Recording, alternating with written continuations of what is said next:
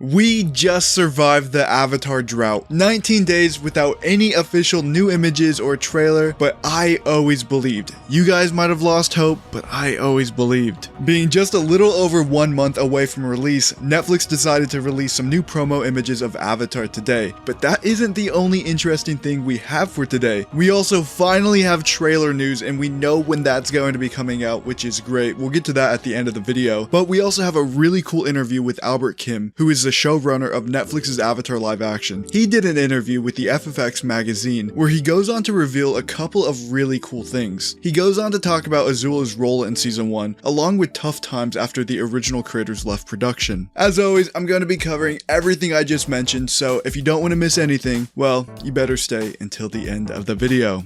Firstly, let's talk about the new information about Albert Kim's reaction to Mike and Brian leaving the production. He tells FFX magazine that there was a moment where he stepped back to think, what is this going to look like without them involved? He goes on to say that he felt very confident in the direction they had charted, and Netflix was also very enthusiastic about where things were going. So everything just felt organic to continue the show, even after they left, but it wasn't easy. There was definitely a moment like, wow, this is gonna be tough. I would have loved to have them as people I could talk to and consult and collaborate with, but again, that was a personal decision on their part. After that happened, it was just about moving forward the best we could, and what we felt was best for the project. He later goes on to talk about the overlap period between him and Bryke. A lot of people seem to think it was just Bryke leaving, then Albert Kim coming in and taking over, but there was actually a good bit of overlap there. I was really thrilled to ask them about everything, from even outside of what the show's going to be about, and just my own personal interest having followed the series for so long. He goes on to say that it was really fun talking to Bryke, and he also got to pick their brains on what the show should and could be. In this part of the magazine, Albert Kim goes on to detail more changes to the live action series. He goes on to say that the original series never showed the Fire Nation attacking the Southern Air Temple, and that's something we do in our vision. During the interview, Kim goes on to reveal that the antagonist Azula features much more heavily in the new series' first chapter than she did in the animations. This is because he and the writers had the advantage of knowing a lot of the things that are ahead, and they absolutely play into that. He continues with the new issue saying, we know how big of a character Azula becomes in the series, so we had the benefit of hindsight in fleshing out her character and being able to tell a story with her in season 1. If I'm being honest, the only idea I have for including Azula in season 1 is just for Zuko's backstory. While going through Zuko's backstory to fully understand why he is the way he is, it would make sense to show Azula in some of those scenes. In season 1, we only knew about his dynamic with Ozai. We didn't really know about his whole dynamic with Azula. That wasn't really fleshed out until season 2. So having that information there could help out a lot. But we also know Mei and Ty Lee are in the series as well. It's just really hard to properly speculate as we've seen so little of the actual show. Now Albert Kim goes on to explain again, like he did many times, that this show is going to be more of a serialized drama. It's not going to be an adventure of the week type show. And they all knew that they wanted to change some things, but just not for the sake of change. He confirms that there's going to be a reason behind every change. Now Albert Kim didn't really want to say too much about these changes, but luckily the show comes out next month, so we're gonna see. Now I agree, the format has to change. In the original cartoon, they just popped the characters wherever they needed them when it was convenient. If they needed them in Omashu, the next episode they would start in Omashu. The gang would kind of just pop from place to place to place at the start of each episode, and they can't really do that when they have an 8-episode drama series. It just isn't gonna work.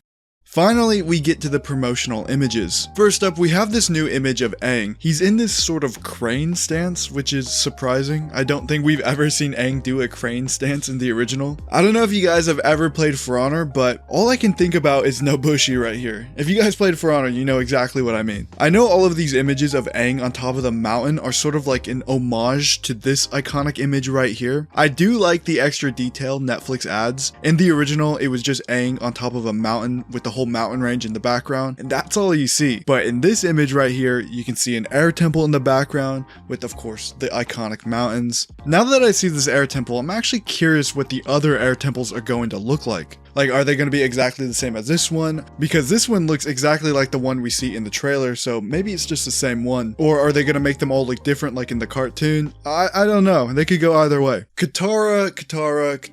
Always looking fire. Every time we see new images of Katara, I'm like, that's Katara, man. I actually don't think they could have found a better Katara. Obviously, we haven't seen any of the characters acting yet, so I'm just going purely off aesthetics. Katara is in more of a Tai Chi-esque type stance. Forgive me if I'm wrong. Traditional martial arts have never been my thing. I know a little bit about them, but I've always been more of a modern fighting kind of guy, which is why I kind of relate to Korra a lot more. I love this water drip effect they have going on here with the water bending. As the water is getting pushed forward, bits of water are dripping off. If that's truly representative of what we're going to be getting in the show, then I like that. That's gonna be fun. I do actually find this kind of funny. There's the igloo in the background, some footsteps, and Katara over here looking really serious and waterbending. All I'm imagining in my head right now is her coming out of the igloo, walking 20 feet away, and striking a pose for the camera. Like, it's just kind of silly. Here we have Sokka in Kyoshi Village holding up his boomerang. I don't really have a lot to say here, as we've kind of seen Sokka hold up his boomerang in every image now, but he looks cool. I do like the Kyoshi Village being more hut-like. I think they had like brick on their ceilings for some reason in the original, but this makes sense. Lastly, we have this image right here of Zuko in the Fire Nation. When I first saw this image, at first glance, I was like, oh, he's in Kyoshi Island and it's getting burned down. But no, it's actually just the Fire Nation. And it almost looks like the Fire Nation capital, which we never got to see until season 3 in the original. So maybe we are getting those scenes of Azula and Zuko interacting in the Fire Nation. Flashbacks, of course, not like current day stuff, but that would be a really fun change. We've seen Zuko in this outfit so many times now, it's not really anything new, although I never noticed those little dragon scales on the bottom of his outfit, along with the Fire Nation insignia right there too. Wait, I just noticed something huge. All of these images say master your element. Water, fire, earth, air. Netflix is trying to tell us that there is an all new element being added. Boomerang bending. It's been right in front of our eyes the entire time. Master your element. Boomerang bending. As for the official trailer, we finally have a big update. The official trailer after party is set to go live on Monday on Netflix's official YouTube channel. So that means the trailer has to either be today, tomorrow, Sunday, or Monday, which is the same exact day as the after party. We are finally in Endgame now. Oh my god, it's been so long. Of course, when this trailer comes out, I'll have a full breakdown as soon as I reasonably can, probably a couple of hours after the trailer drops. So subscribe for that, and also subscribe to stay up to date on all things Avatar, as I pretty much cover everything here. Well, at least everything I find interesting. Anyways, that's been the video. I'll see you guys hopefully tomorrow with that trailer breakdown.